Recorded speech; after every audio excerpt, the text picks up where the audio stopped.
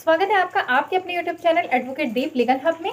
आज के इस वीडियो में हम बात करेंगे एक रिक्वेस्टेड वीडियो पर, जिसमें ये पूछा गया कि अगर 498A के केस में हस्बैंड ने 200 की एप्लीकेशन लगा दी है तो ऐसे में आगे क्या हो सकता है, क्या कार्यवाही आगे हो सकती है या हमारे केस पर इसका क्या प्रभाव पड़ेगा।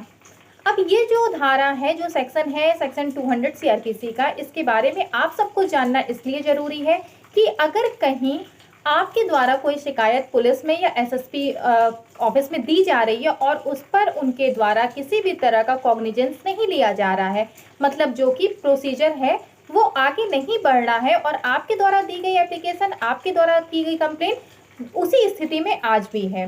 अब ऐसे में आप किस तरीके से, अगर आप पीड़ित हैं तो आप अदालत में अपनी बात को आप कोर्ट में कैसे पहुंचा सकते हैं, जबकि ना SSP था ऑफिस में आपकी शिकायत को, आपकी कंप्लेंट को सुना जा रहा है और ना ही पुलिस थाने में, पुलिस स्टेशन पे आपके द्वारा की गई कंप्लेंट को सुना जा रहा है, उस पर किसी भी तरह का कोई कॉग्निजेंस लिया जा रहा है।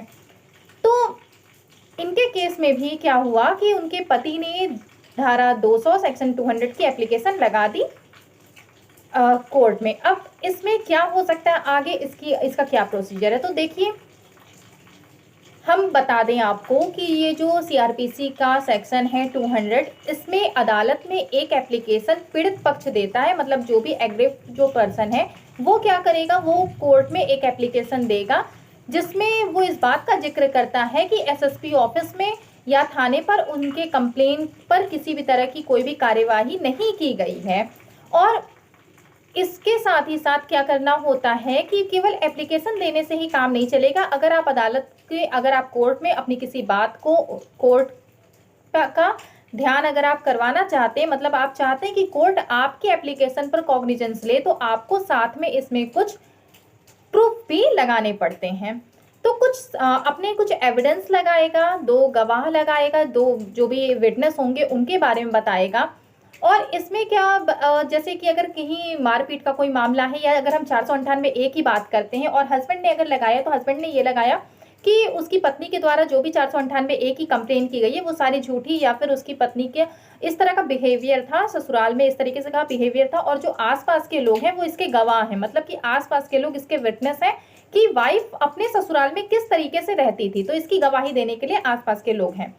अब इसी तरीके का कुछ एप्लीकेशन हस्बैंड ने लगाई होगी 498A के केस में, तो जब उसमें विटनेस की बात भी बताई होगी, साक्ष्य वगैरह सारे दिए होंगे, मतलब जो भी प्रूफ अगर होंगे वो सारे प्रूफ देते हुए तब एक एप्लीकेशन लगाई होगी। अब इसमें आगे क्या होगा, तो एप्लीकेशन तो कोर्ट में लगा दी गई, 200 की एप्लीकेशन अगर आपके द्वारा भी लगाई जाती है कोर्ट में, तो आप जब एप्लीकेशन लगाते हैं तो इसके बाद फिर कोर्ट पहले उस पर ध्यान करता है, कोर्ट उसे देखता है, और अगर लगता है कि हाँ मामला कहीं कुछ बन रहा है तो सबसे पहला काम होता है कि 200 का बयान होता है।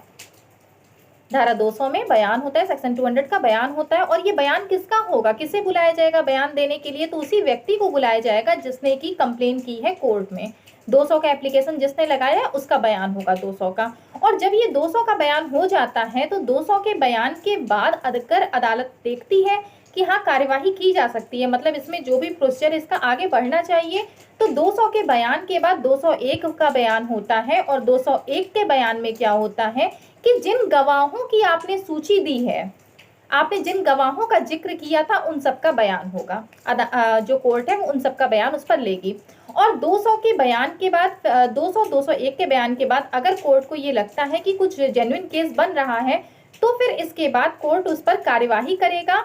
और कार्यवाही करने के बाद कोर्ट क्या करता है कि कार्यवाही कर लेने के बाद कोर्ट इसमें 204 में अभियुक्त को, मतलब कि जो भी एक्यूज पर्सन है उसको समन भेजता है। 204 में CRPC का जो सेक्शन है 204, उसमें समन भेजता है। तो अगर ऐसे एप्लीकेशन लगे हुए हैं, अभी इसमें आगे भी आपको इसके बारे में पूरी जानकारी बताई जाएगी, लेकिन इस चीज़ को थोड़ा सा और क्लियर कर देते हैं जिससे कि आपको ये समझ में आ जाए कि हाँ, अगर आप कहीं से पीड़ित हैं या अगर आपके केस में 200 की एप्लीकेशन लगाई गई है, 200 की एप्लीकेशन लगाई गई है, तो इसमें आगे क्या हो सकता है, क्या कार्यवाही आगे, क्या प्रोसीडिंग हो सकती है। तो 200 की एप्लीकेशन, 200 की एप्लीकेशन लग गई। अब 200 की एप्लीकेशन लगने के बाद अगर वो एक्सेप्ट हो जाती है एप्लीकेशन कोर्ट के द्वारा, तो इसमें सबसे पहला काम कोर्ट करेगी कि 200 का बयान करवाएगी। और बयान में क्या होता है कि जिस व्यक्ति ने कंप्लेन की है उसने अपनी कंप्लेन में जिन जिन बातों को लिखवाया है उन सारी बातों को उसे मजिस्ट्रेट के सामने बताना पड़ता है। तो बयान का मतलब क्या यही है कि मजिस्ट्रेट फिर उससे उस बारे में पूछेंगे और उन्हें वही सारी बातें बतानी होंगी जो बातें उन्होंने कंप्लेन में लिखवाई है। अब यहाँ पर एक मैटर कभी कभी ऐसा भी फंस सकता है कि जब कंप्लेन करवाई तो किसी के थ्रू आपने करवाई, जैसे कि किसी भी वकील के थ्रू आपने करवाई है। अब वकील ने क्या किया, जैसे कि आप लोग का बोलना होता है कि वकील साहब ने बहुत बढ़ा चढ़ा करके केस लिखवा दिया। तो अगर वकील साहब ने बहुत बढ़ा चढ़ा करके केस लिखवाया है और आप जा करके अपने जो आपने कंप्लेन की थी आप उससे डिफर में आप बयान देते हैं, मतलब आप बिल्कुल ही अलग बयान देते हैं, तो वहां पर यह भी हो सकता है कि आपका जो केस है, आपकी जो कंप्लेन है वो कोर्ट के द्वारा खारिज कर दी जाएगी। लेकिन अगर मजिस्ट्रेट को लगता है कि हाँ ये मामला बन रहा है, आपने जब 200 का बयान दिया और मजिस्ट्रेट को ये लगा कि हाँ ये मामला बन रहा है, तो फिर आगे की प्रोसीडिंग स्टार्ट होगी। तो इसके बाद 201 में गवाहों के बयान होंगे जिनकी लिस्ट आपने जब आपने एप्लीकेशन दी थी तो उस वक्त आपने लगाई थी। गवाहों के बयान भी जब हो जाएंगे, इसके बाद अगर कोर्ट को ये लगता है, कोर्ट जब इस मामले में पूरी तरीके से संज्ञान ले लेती है, कॉग्निजेंस जब ले लेती है और कोर्ट को ये लगता है कि हाँ जेन्युइन केस बन रहा है, तो 204 में अभियुक्त को जो एक्यूज्ड पर्सन है जिसके खिलाफ आपने कंप्लेन की है उसको समन भेजा जाता है। और जब समन भेजा जाएगा तो आपको, अगर आप एक्यूज्ड हैं इसमें, तो आपको उस डेट पर कोर्ट में हाजिर होना होगा, आपको वहां पर प्रेजेंट होना होगा। और फिर आगे की कार्यवाही, जो भी कार्रवाई वो उसी तरीके से चलती है जैसे कि क्रिमिनल प्रोसीडिंग में चलती है। तो ये 498 ए में भी सेम यही प्रोसेस होता है। अब देखिए एक चीज़ ये आती है कि जैसे कि हम लोग कई वीडियो में आपको बताते हैं कि अगर आपकी कंप्लेन नहीं सुनी जा रही है तो आप 156(3), 156(3) CRPC में भी आप कोर्ट में कंप्लेन अपनी करवा सकते हैं। तो ये 156(3) और ये 200 में क्या आखिर डिफरेंस क्या है, या ये बात कहाँ से आती कि कोर्ट यहाँ पर संज्ञान लेगी, कॉग्निजेंस कोर्ट लेगी, और किस किस केस में लेगी। जैसे दो तरह के केस होते हैं, एक होता है कॉग्निजेबल, एक होता है कॉग्निजेबल ऑफेंस होता है, और एक होता है नॉन कॉग्निजेबल। तो क्या कॉग्निजेबल और नॉन कॉग्निजेबल दोनों में आप 200 में एप्लीकेशन लगा सकते हैं? तो इन सब के बारे में आपको बता दें कि CRPC में एक सेक्शन है, सेक्शन 190, जो कि ये बताता है कि कोर्ट कितने तरीके से मामले पर संज्ञान ले सकती, कॉग्निजेंस किस तरीके से मामले पर ले सकती है। तो उसमें 3 आधार बताए गए हैं। पहला आधार है कि कंप्लेन पर, अगर कोई भी कंप्लेन करता है तो उस पर वो कॉग्निजेंस ले सकती है। और दूसरा होता है पुलिस रिपोर्ट पर, मतलब जिसे हम कहते हैं कि चालान, पुलिस ने अपना चालान पेश कर दिया तो इस पर भी कोर्ट कॉग्निजेंस ले सकती है किसी भी मामले पर। और तीसरा होता है सो मोटो से, मतलब स्व विवेक से, अगर कोर्ट को ये लगता है कि हाँ ये मामला बनता है तो कोर्ट वहां पर भी कॉग्निजेंस ले सकती है। तो ये 3 आधार बताए गए हैं CRPC के 190 में, सेक्शन 190 में। अब 156(3) और 200 में क्या फर्क है? तो 156(3) और 200 में ये फर्क है कि 156(3) में आपने जब कंप्लेन की तो आप जब थाने पर गए और थाने पर जा करके आपने वहां पर कंप्लेन की थाने में, और थाने में कंप्लेन करने के बाद आपने आपकी केस पर किसी भी तरह की कोई भी प्रोसीडिंग आगे नहीं बढ़ी। फिर आपने कहाँ कंप्लेन की? आपने कंप्लेन की जा करके SSP ऑफिस में, और SSP ऑफिस में भी किसी भी तरह की कोई भी उसमें भी कॉग्निजेंस नहीं लिया गया। आपका जो एप्लीकेशन था वो ऐसे का ऐसे ही रखा हुआ, इसमें किसी भी कुछ भी आगे प्रोसीजर इसमें आगे बढ़ा ही नहीं। तो इसके बाद फिर आप क्या करते हैं, आप 156(3) में कोर्ट में एप्लीकेशन लगाते हैं। और जब आप कोर्ट में एप्लीकेशन लगाते हैं तो फिर वहां पर वो एक्सेप्ट होता है या एक्सेप्ट नहीं भी हो सकता, मतलब खारिज भी किया जा सकता है। ये जरूरी नहीं है कि आपने जब 156(3) में एप्लीकेशन लगाई है तो वो एक्सेप्टेबल ही हो, वो खारिज भी हो सकती है।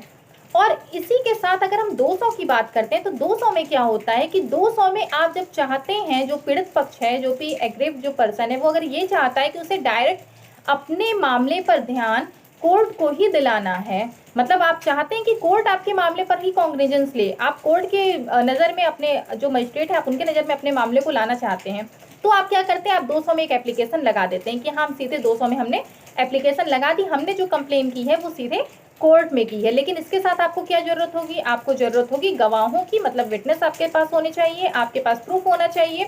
सारी चीजें अगर आपके पास होती तो ही आप सेक्शन 200 में एप्लीकेशन लगाइए, नहीं तो आपकी एप्लीकेशन को खारिज भी किया जा सकता है। तो ये पूरा जो प्रोसीजर है 200 का, अगर आपका ये पूछना है कि इसमें ऐसी क्या, अब आगे की इसकी प्रोसीडिंग क्या होगी, तो देखिए इसकी आगे की प्रोसीडिंग बिल्कुल ही नॉर्मल होती है कि 200 का बयान हो, 200 का पहले होगा बयान, उसके 201 में गवाहों का बयान होगा। गवाहों का बयान होने के बाद भी अगर जेन्युइन केस बनता है, कोर्ट को ये लगता है कि हाँ जेन्युइन केस बन रहा है, तो कोर्ट जो एक्यूज है उसको समन करेगी, और समन करती है तो फिर आपको वहाँ पर जाना होगा, कोर्ट में आपको प्रेजेंस होना होगा। और ऐसे में आपके पास अगर समन आता है तो आप अपने एडवोकेट के थ्रू आप वहाँ पर अपने जो भी आपका प्रोसीजर है आप उसे आगे करवा सकते हैं।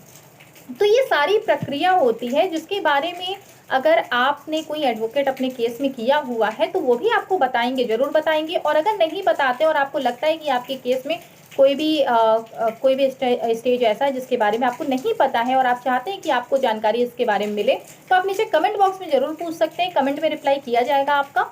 और अगर आप चाहते हैं कि उस पर वीडियो बना करके दिया जाए तो आपके रिक्वेस्टेड वीडियो पर भी जरूर ध्यान दिया जाता है। कुछ लेट से आपको वीडियो मिल सकता है लेकिन आपको वीडियो जरूर मिलेगा।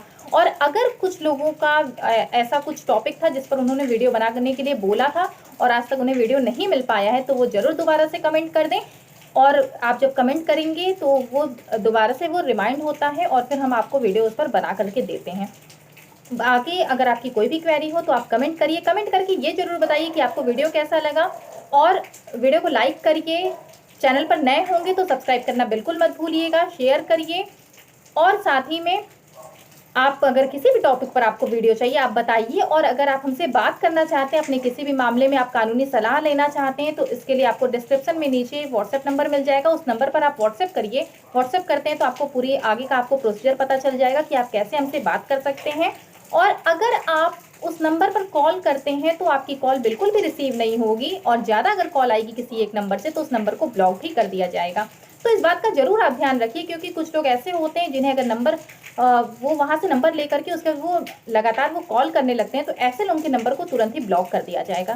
तो इस बात को अपने ध्यान में रखते हुए आपको जो भी आपको अपने सलाह चाहिए, कानूनी कुछ भी सलाह चाहिए, तो आप व्हाट्सएप करिए और आप उस पर आप पूरी डिटेल आप ले लीजिए। इसके अलावा कोई भी आपको वीडियो चाहिए तो आप ज़रूर बताइएगा, वीडियो बना करके आपको दिया जाएगा। वीडियो को लास्ट तक देखने के लिए बहुत बहुत